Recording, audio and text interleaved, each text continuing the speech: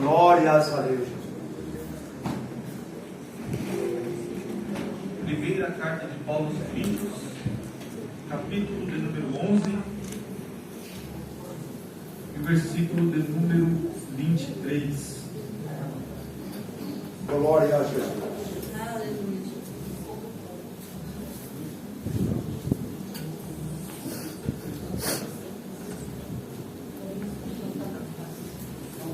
Quem com sua referência, diga glória a Deus. Glória a Deus. Está escrito assim: pois eu recebi do Senhor o que também vos entreguei, que o Senhor Jesus, na noite que foi traído, tomou o pão, e logo após haver dado graças, o partiu e disse: isto é o meu corpo que é dado por vós, fazei isto em memória de mim.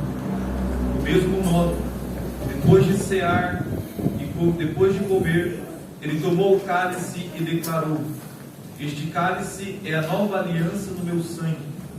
Fazei isso todas as vezes que o beberdes, em memória de mim. Amém? Então, eu quero falar aqui rapidamente sobre o tema, que é uma pergunta: o que fazer no culto de Santa Ceia? O que fazer no culto de Santa Ceia?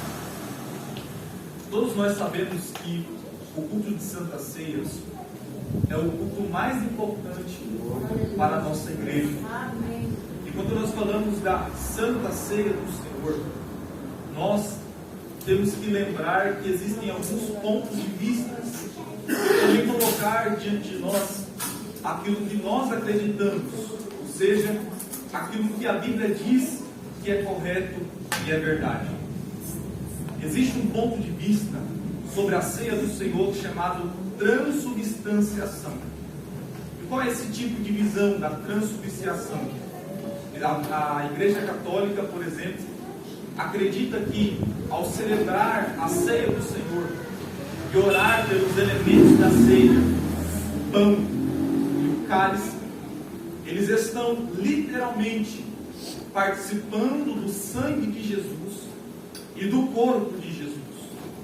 Quem já teve a experiência de participar de uma missa, sabe que quando a hóstia é colocada na boca, simbolizando o corpo de Jesus, não pode ser mastigada, porque eles acreditam que se tornou literalmente o corpo de Jesus. E que também o cálice, com suco de uva, se tornou literalmente o sangue de Jesus. Há também a segunda visão, que é a consubstanciação. E esta visão diz que quando é celebrada a ceia e consagrados os elementos, o corpo físico de Jesus, ele está no pão que é celebrado como o seu corpo. Mas há também outro ponto de vista, e é o ponto que nós adotamos, que é o ponto de vista que a Bíblia nos ensina, que é o memorial. O que é o memorial? O memorial é como o texto diz, que quando nós oramos consagrando o cálice e o pão, nós estamos nos lembrando, fazendo um memorial, trazendo à memória, na representatividade da ceia, o que Jesus fez por nós. Então, quando nós pegamos o pão, nós nos lembramos que o corpo de Jesus foi como aquele pão partido, foi moído pelos nossos pecados. E como nós pegamos o cálice, nos lembramos do sangue de Jesus que foi derramado na cruz. Então, o ponto de vista bíblico é esse. Quando nós estamos diante da Santa Ceia, nós nos lembramos do que Jesus fez por nós e temos em nosso coração a gratidão. Agora, quando olhamos para o contexto, nos versículos em que lemos, nós temos que entender por que Paulo escreveu algumas reprimendas e também ele escreveu algumas instruções sobre a ceia do Senhor. É simples. Quando Paulo escreve para a igreja de Corinto, ele estava trazendo à memória, lançando luz a alguns erros que eles estavam cometendo ao celebrar a ceia do Senhor. Como, por exemplo, lá no primeiro século, na era da igreja primitiva, nos tempos antigos, os cristãos se reuniam e eles tinham uma festa chamada Festa do Ágape ou Festa do Amor. E como era essa festa? Todas as pessoas que participavam daquela festa, que eram cristãs, cada um levava um prato, cada um levava uma bebida, e eles participavam daquela festa, eles celebravam a comunhão entre os irmãos.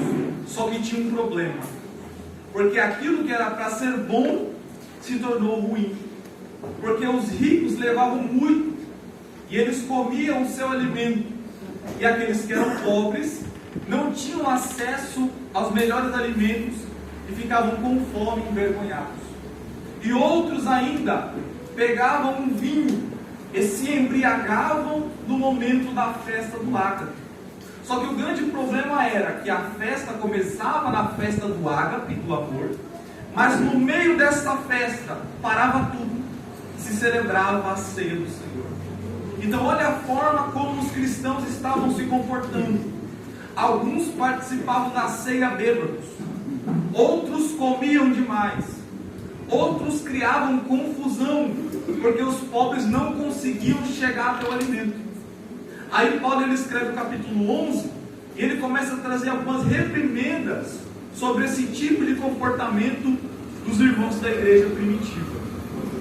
Mas quando nós olhamos do versículo 23 a seguir, também Paulo ele lança a luz sobre o que precisamos fazer quando estamos diante da ceia do Senhor.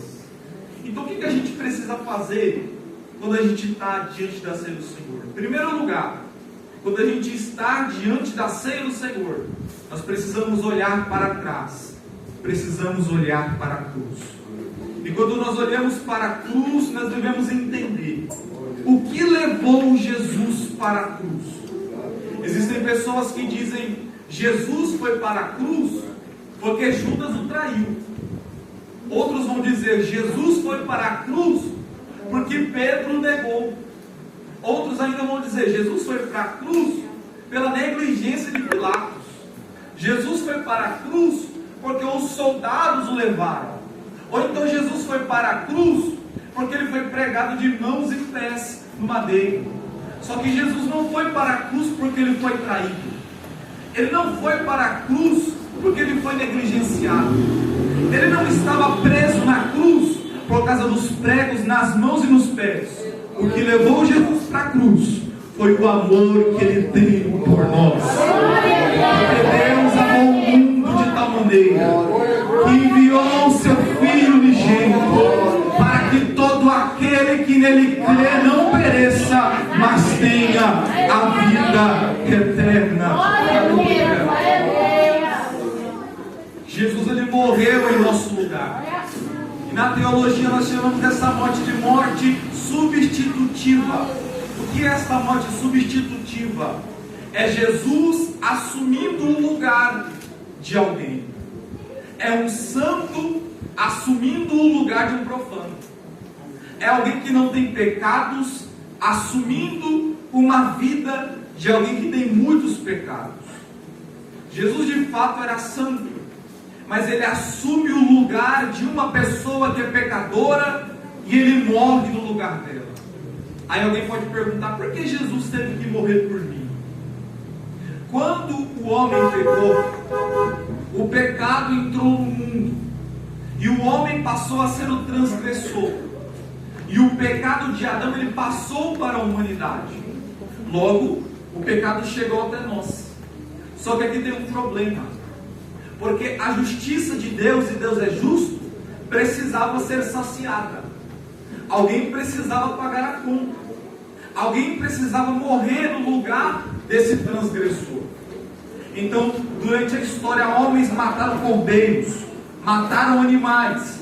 Só que o sacrifício precisava ser rotativo, ser contínuo. Por quê? Porque aquele sacrifício não era suficiente. Porque o transgressor não foi o animal. O transgressor foi o ser humano. Então não era o animal que tinha que morrer no lugar do ser humano. Era um ser humano santo morrendo no lugar do ser humano que é pecador. Aí sim, a justiça de Deus seria saciada. Aí Deus olha do céu e na sua infinita misericórdia envia o seu filho Jesus. E o seu filho Jesus vai para aquela cruz. Só que aquela cruz não era dele. Aqueles pregos não eram para ele. A coroa de espinhos não era para ele. O sofrimento não era para ele. A chicotada não era para ele. A humilhação não era para ele. O soco não era para ele. A risada não era para ele. Era para quem? Era para mim e para você. Só que Jesus, na sua infinita bondade e misericórdia, assumiu o nosso lugar. Ele morreu no seu lugar. Ele assumiu a sua culpa. Ele assumiu o seu pecado. Ele assumiu a sua dor. E todo aquele sofrimento que era para mim e para você carregar, Ele foi para a cruz e carregou por nós. Só que quando nós estamos na ceia do Senhor, às vezes nós ficamos meio tristes, meio abatidos, lembrando dos nossos erros. Só que se lembre de uma coisa: quando Jesus terminou de cear, o texto diz que Ele cantou um hino e foi com os discípulos para o Monte das Oliveiras. Ele canta um hino, Ele adora, Ele celebra. Por que Ele canta mesmo sendo traído? Porque Ele sabia que mesmo sendo traído e perseguido, o seu sacrifício não seria em vão. Eu vou dizer algo aqui. De fato, Jesus agradeceu e cantou, porque o sacrifício dele não foi em vão. Porque nós estamos aqui esta noite, livres para adorar o santo nome de Jesus. Então o culto de Santa Ceia não é um funeral. O culto de Santa Ceia não é um enterro. O culto de Santa Ceia é um momento ao qual nós levantamos a mão e celebramos ao Jesus que está vivo, a nossa liberdade, a graça de Jesus que nos alcançou. Em segundo lugar, está diante da ceia, então olha para frente. Por que olha para frente? Porque quando a gente olha para frente, a gente tem esperança em Cristo.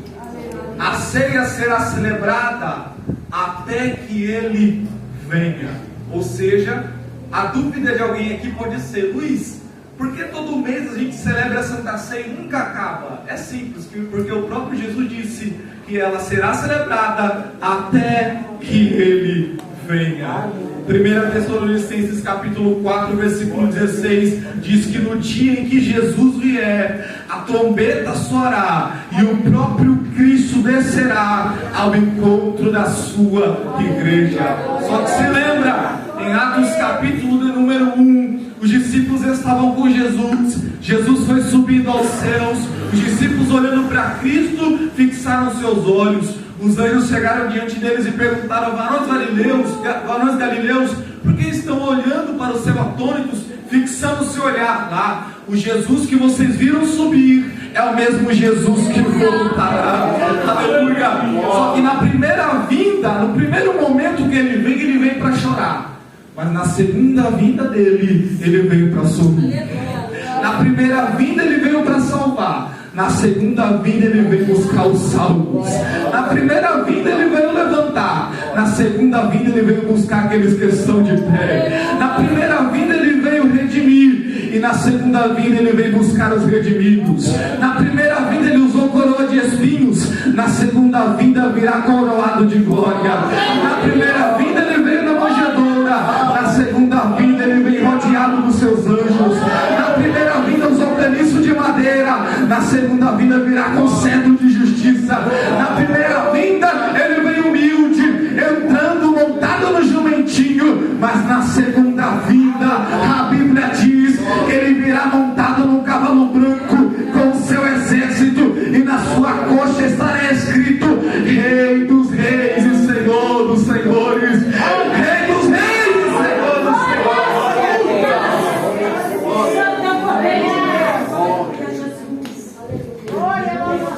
Só que no dia que Jesus vier, a igreja sobe. Eu ia pedir para o Rodrigo colocar o texto aqui, mas não precisa não, vou ler aqui. A igreja vai subir. 1 Tessalonicenses capítulo 4, versículo 16 e 17 nos diz: porque o mesmo Senhor descerá do céu com alarido, e com voz de arcanjo e com trombeta de Deus. E os que morreram em Cristo ressuscitarão primeiro. Depois nós, os que ficarmos vivos, seremos arrebatados juntamente com Ele nas nuvens, a encontrar o Senhor nos ares. E assim estaremos para sempre com o Senhor. A trombeta toca, Jesus desce, nos aguarda no ar. O Espírito Santo que está dentro de nós vai nos transformar. Só que a Bíblia diz que aqueles que morreram em Cristo ressuscitarão primeiro. Aonde estão aqueles que morreram em Cristo? Quando a trombeta tocar, a alma daqueles que morreram em Cristo, que está no paraíso, virá para a terra, se encontrará com um corpo físico. O Espírito Santo vai transformar. Eles vão ressuscitar com o corpo glorificado. Logo após, nós que estamos vivos, também seremos transformados e teremos um corpo glorificado. Os que morreram em Cristo não sobem primeiro, nem aqueles que estão vivos, porque o texto diz que eles ressuscitam, mas depois de eles ressuscitar, nós seremos transformados. É assim nos encontraremos com Jesus. Luiz, aonde você quer chegar? O negócio é tão sério que até para subir é preciso união entre a igreja. Até para ser arrebatado, a igreja vai subir unida, a igreja vai subir junto. O diabo está tentando colocar desunião na igreja no ano de 2025, mas a boa notícia para essa igreja é que toda arma preparada não vai prevalecer, porque a trombeta soará e o ministério do Belém vai subir reunido para a honra e para a glória do nome de Jesus. Em terceiro lugar, está diante da ceia, você precisa olhar para dentro. Olhar para dentro é examinar a si mesmo. Quando você chega no culto de ceia, a primeira coisa que você tem que fazer é examinar a si mesmo. É olhar para dentro. É você lembrar das palavras que você falou e Deus não se agradou. É lembrar dos pensamentos que você teve, o Espírito Santo se entristeceu. É lembrar do perdão que você não entregou. É lembrar do perdão que você não pediu. Quando nós estamos no culto de ceia, é momento de arrependimento. É momento de abandonar o pecado. É momento de pedir graça. É momento de pedir força. É momento de pedir misericórdia. É momento de pedir transformação. Porque a Santa Ceia, a ceia do Senhor, te coloca como juiz de si mesmo. Quem vai jogar a sua vida não é o pregador. Quem vai jogar a sua vida não é o pastor. Quem vai jogar a sua vida não é o seu esposo. Quem vai jogar a sua vida não é a sua esposa. É você que vai olhar para dentro e vai fazer uma autoanálise e vai se arrepender dos seus pecados.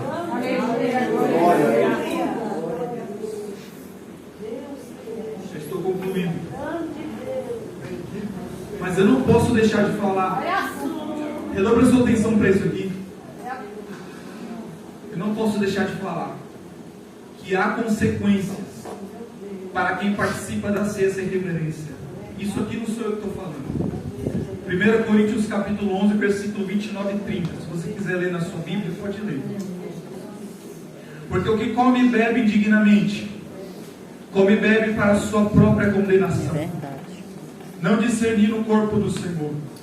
Por causa disso, há entre vós muitos fracos e doentes, e muitos que dormem. Lembra do contexto? Muitos participavam da ceia bêbados, muitos tinham dissensões, brigas, glutonárias, eles participavam assim. Aí Paulo vai dizer que a causa de algumas doenças, não todas, mas algumas doenças entre os irmãos, é porque tomaram a Santa Ceia sem reverência. A causa de fraqueza de muitos é porque participaram da ceia do Senhor sem reverência. O resultado da morte de muitos, não sou eu que estou falando, porque quando Paulo fala os muitos que dormem, ele está falando de um eufemismo. Quando ele fala dorme, ele está falando aqueles que morreram.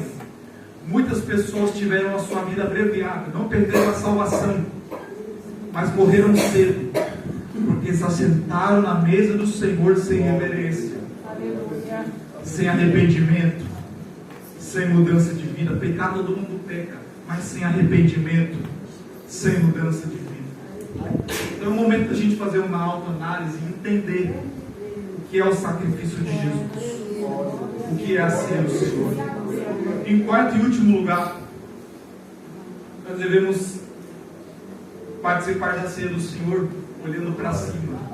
O que é olhar para cima? É ter gratidão no seu coração. Porque Jesus, quando ele partiu o pão, ele deu graça.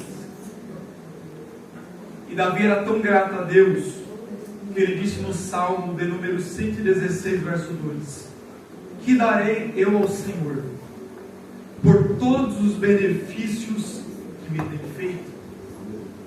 Você percebeu a seriedade disso aqui? Que darei ao Senhor? Davi procurou algo para que ele pudesse dar a Deus em troca da gratidão que ele tinha, em troca de tudo que Deus fez por ele. Agora, busca aí na sua mente tudo que Deus fez por você: o sacrifício de Cristo, a graça, o favor imerecido, o alimento, a família, o trabalho, os recursos, a felicidade dos filhos. Agora tenta procurar algo que você possa dar em troca, e que você possa ficar quite com Deus.